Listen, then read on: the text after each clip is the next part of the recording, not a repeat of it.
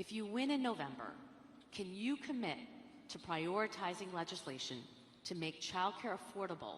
And if so, what specific piece of legislation will you advance? Well, I would do that, and we're sitting down. You know, I was somebody, we had Senator Marco Rubio, and my daughter Ivanka was so impactful on that issue. It's a very important issue.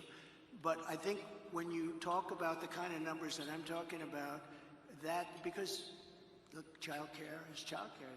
There's something, you have to have it. In this country, you have to have it. But when you talk about those numbers compared to the kind of numbers that I'm talking about by taxing foreign nations at levels that they're not used to, but they'll get used to it very quickly. And it's not going to stop them from doing business with us, but they'll have a very substantial tax when they send product into our country.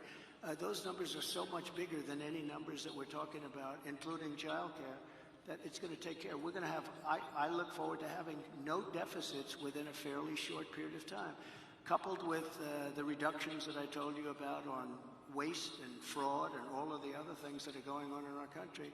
Because I have to stay with childcare. I want to stay with childcare, but those numbers are small relative to the kind of economic numbers that I'm talking about, including growth, but growth also headed up by what the plan is that I just told you about.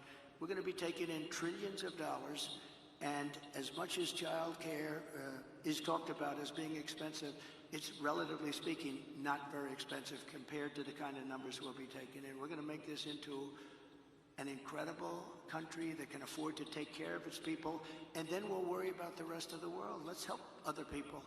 But we're going to take care of our country first. This is about America first. It's about make America great again. We have to do it.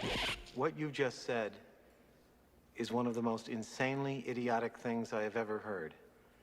At no point in your rambling, incoherent response were you even close to anything that could be considered a rational thought.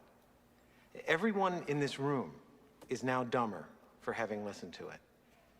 I award you no points, and may God have mercy on your soul.